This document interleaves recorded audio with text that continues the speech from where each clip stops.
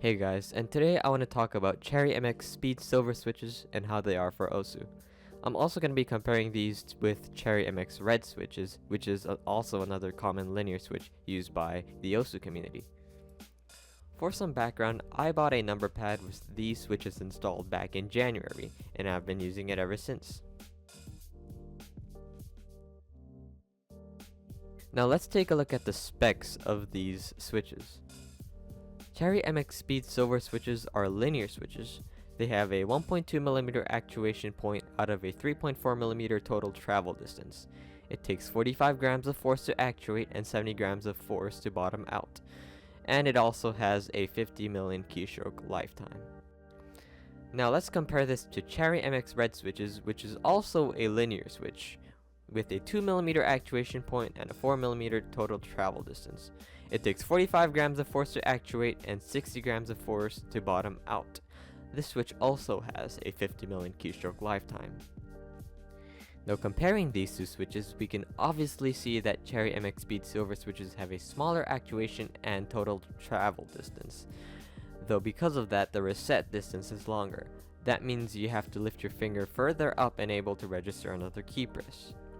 What you can also see is that it takes more force to bottom out than Cherry MX Reds, which might not be desirable for some people.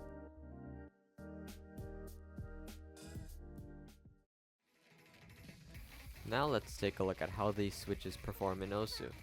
Now disclaimer that this is how I performed under these switches, so results may vary by people. Speed-wise, these switches are definitely great.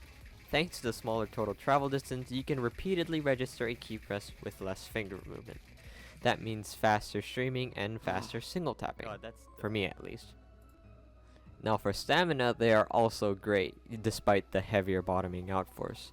The short total travel distance really helps with less overall finger movement, meaning less strain on your fingers for long streaming and like fast single tapping, etc. And finally, consistency.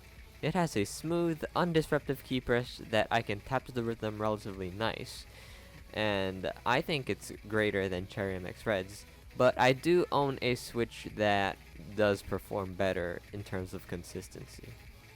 So to conclude everything, this is a great switch. There's a reason why I use these switches over the 10 other switches I have. They outperform all switches in most aspects. I heavily recommend these switches for OSU.